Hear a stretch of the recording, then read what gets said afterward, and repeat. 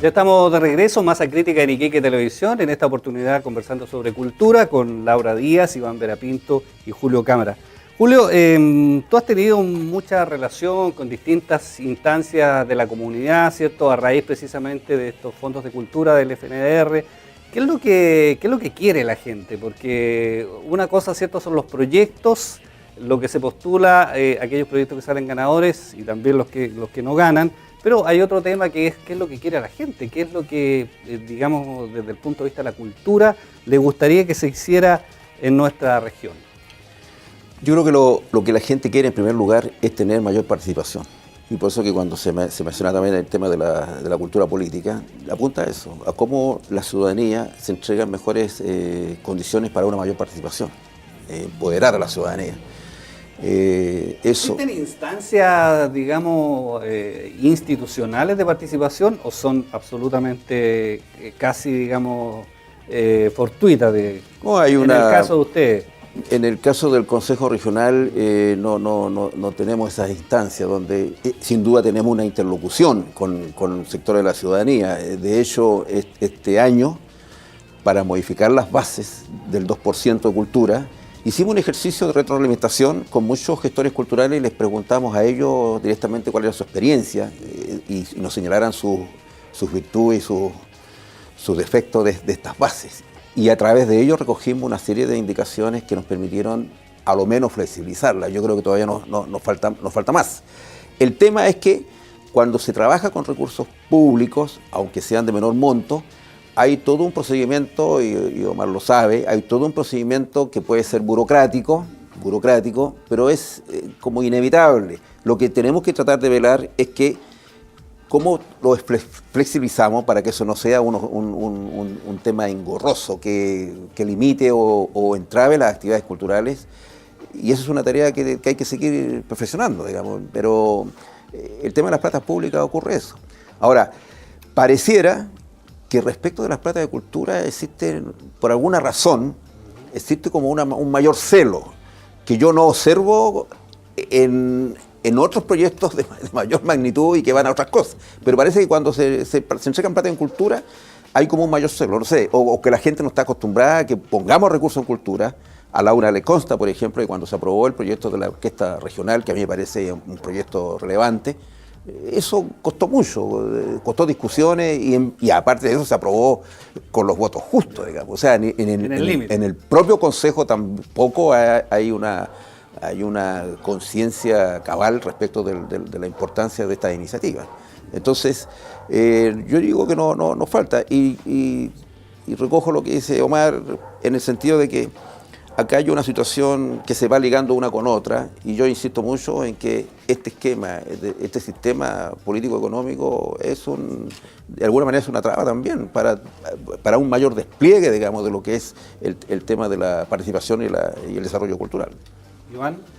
Bueno, la verdad es que, tal como dice Williams, es necesario cambiar las estructuras, ¿no es cierto?, socioeconómicas, políticas, que propicien este cambio de paradigma, porque la cultura es política también. ¿Y eso ¿no? tú lo ves viable o no? Porque estamos en una coyuntura política. ¿Lo ves viable? Lo veo viable, lo veo viable. ¿Cómo? A ver.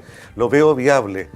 Mire, nosotros centramos toda la mirada en los dirigentes y quienes están postulando en este momento a los cargos públicos y pensamos de que son los únicos que pueden cambiar el sistema. No, señores.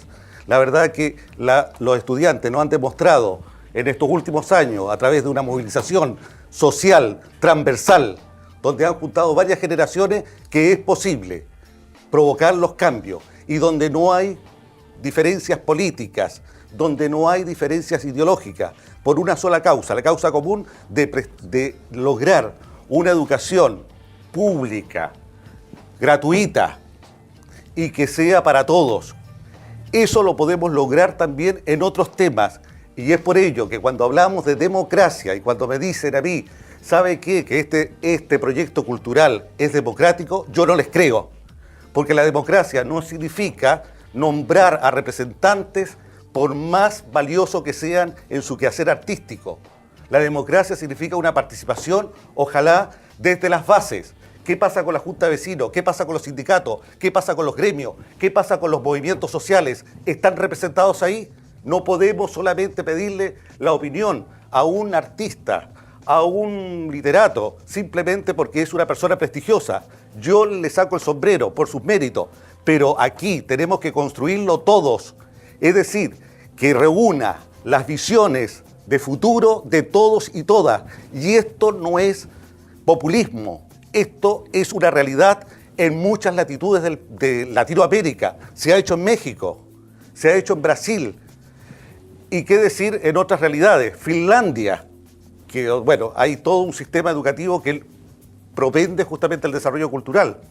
Por lo tanto, yo creo de que no basta tener una retroalimentación solamente de delegados, de personas nombradas, ¿no es cierto?, que tienen habilidades profesionales, porque seguimos pensando que la cultura es un bien de una minoría, de la élite.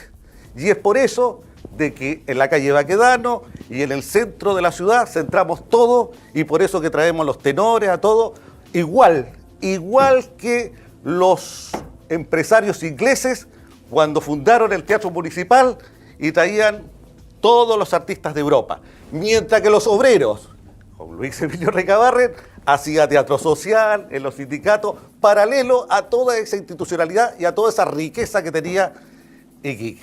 Laura, ¿ves viable tú lo que dice Iván Vera Es Pinto? que lo que él pide ya se hace. ¿Sí? Sí, yo creo que hay que conocer, informarse también, porque el trabajo que hace el Consejo, sin querer ser presuntuosa, digamos, primero decirles que el presupuesto subió en un 7,2% desde el año pasado hasta ahora, y subimos de 66.000 millones como Consejo Nacional de la Cultura a 71.000 millones de pesos, que se dividen en programas, en fondos, etcétera. Y en realidad ese interés que hay porque la participación sea un eje real del Consejo. Nosotros tenemos 3 ejes en esta política cultural del país.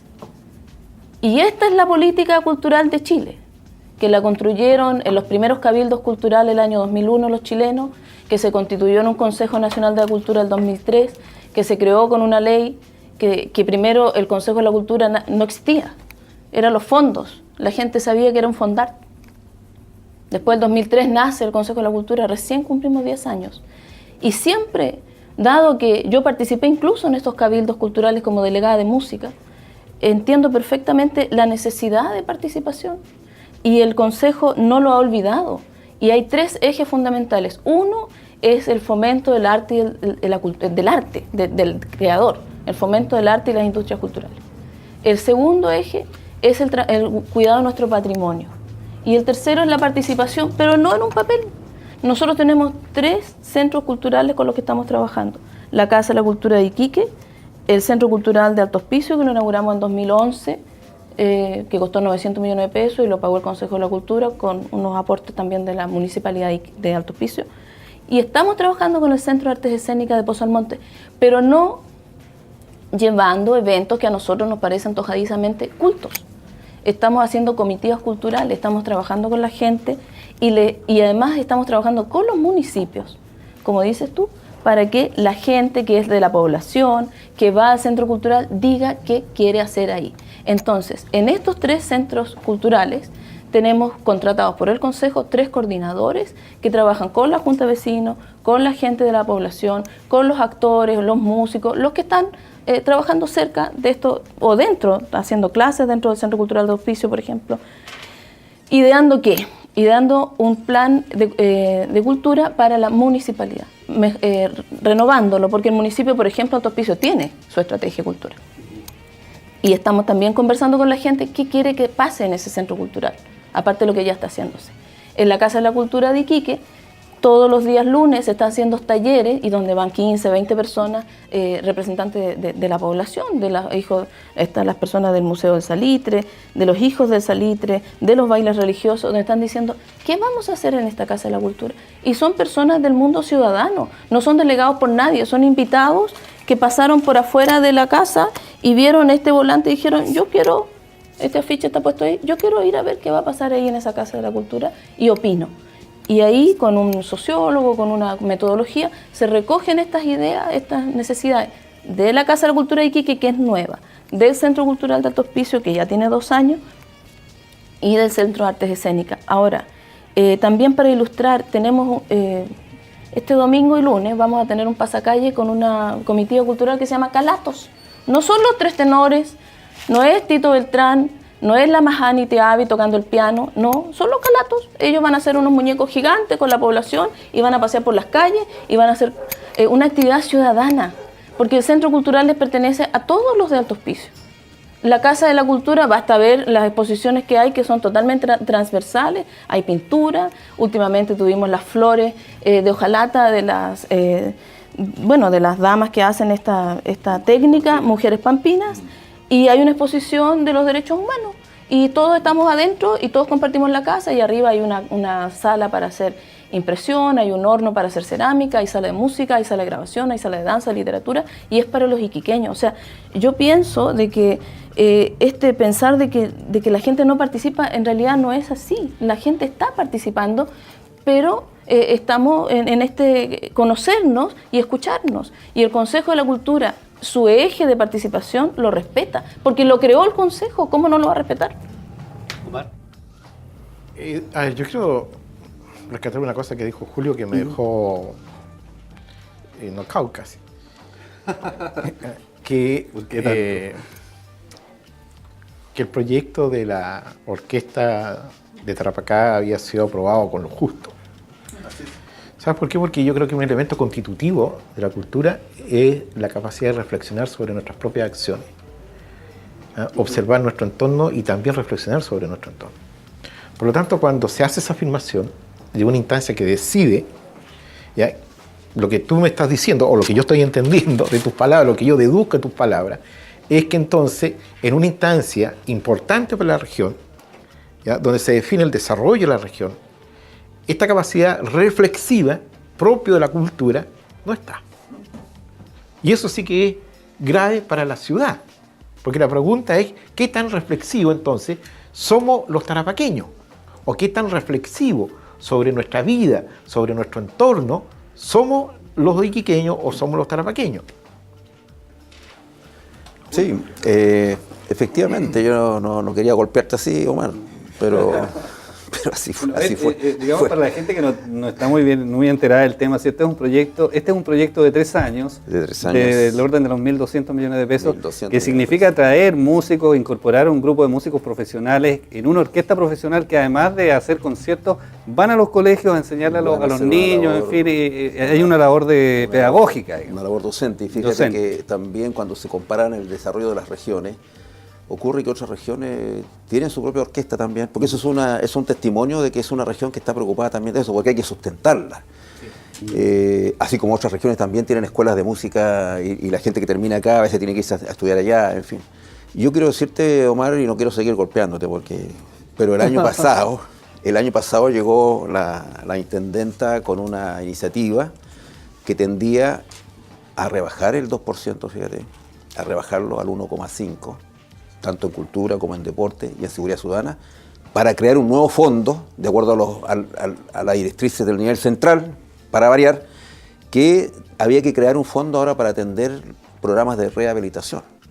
Entonces a ella se le ocurrió que podía sacarle un medio punto a cada fondo y armar también 1,5 a eso. Y yo te digo, yo creo que fui la única voz que se opuso a esa medida, para mi juicio, ya casi insensata, y la mayoría del Consejo la aprobó. Me parece que yo fui la única voz disonante, y yo incluso hablé con algunos gestores culturales para que hicieran ver también esta situación absolutamente desproporcionada, y yo debo reconocer que Iván fue uno de los que escribió respecto de este tema. Así también le pedí a Abraham Sangüesa, y él también hizo un reclamo público sobre este tema, porque era un tema que iba a afectar, digamos. Pero eso te confirma, Omar, que, tal como tú dices, en el centro donde se toman muchas decisiones, evidentemente que tampoco hay la suficiente capacidad de reflexión y la suficiente visión para entender qué es lo que debemos nosotros a fortalecer y, digamos, en qué cosas debemos apostar. Sí, quizás lo que tendríamos entonces que afirmar, que vamos a hablar desde nuestra región, que los espacios para el arte y la cultura es a codazo.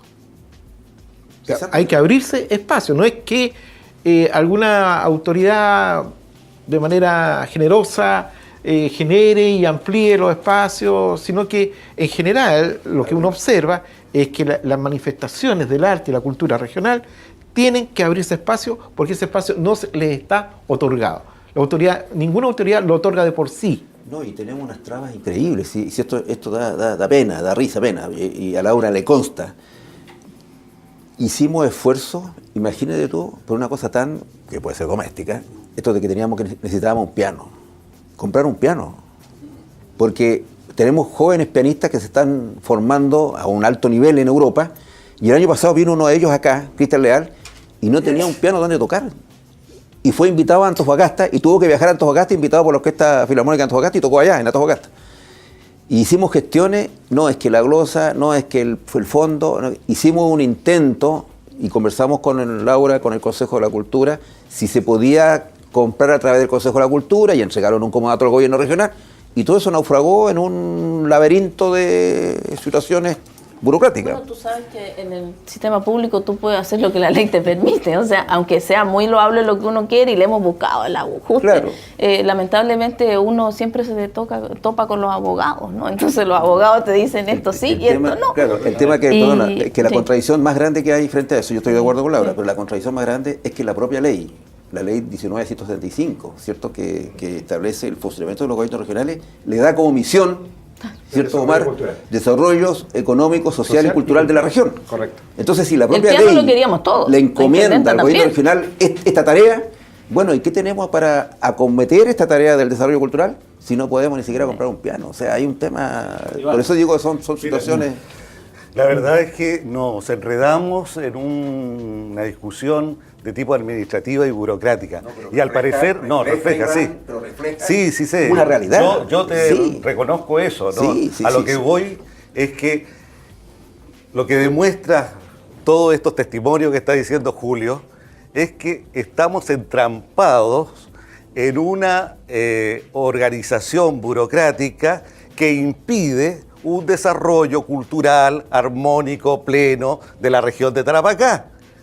Yo no estoy dudando de las buenas intenciones que tenga el Consejo de la Cultura al crear todas estas infraestructuras, que me parece muy bien, y que es un derecho, no es una dádiva del Estado, no es una entrega así paternalista, no, es un derecho del pueblo de tener sus salas, ¿no es cierto?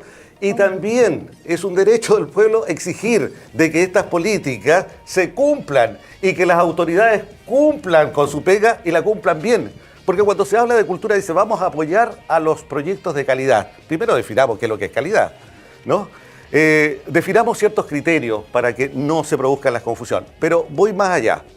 El problema, aquí sigo insistiendo, es un problema político, de visión. Si nosotros vemos la cultura como un medio o como un complemento, estamos equivocados. Si, por lo contrario, vemos la cultura como un fin, entonces la cultura no está al margen de las otras políticas públicas, está incorporada, tiene una interrelación, y todo lo que se haga en el Consejo de Cultura por el 2% del gobierno regional va a tener relación con toda la estrategia de políticas regionales. Eso es lo que no veo, lo que yo no pongo en duda. Todo este registro impresionante que puede tener Laura acá de actividades y de activismo y de la voluntad que tú me señalas que tenemos los artistas, no lo pongo en duda. Pero lo que yo digo es que no se está poniendo lo más importante delante. Lo más importante es la cultura como fin. Y ese es un cambio, ¿no es cierto?, de mentalidad y de estructura. Ese es el punto. Y por eso que yo digo de que aquí no basta con tener más plata y con generar más infraestructura. Qué bueno que tengamos más plata, no el 2%, el 100%. Pero, por favor, pongamos atención en cuál es nuestro fin. Nuestro fin es la cultura. Okay. Vamos a hacer un breve alto en nuestro programa. Nos quedó en esta ronda Laura pendiente. Vamos a partir con ella y ya estamos de regreso. Estamos en Masa Crítica aquí en Iquique Televisión.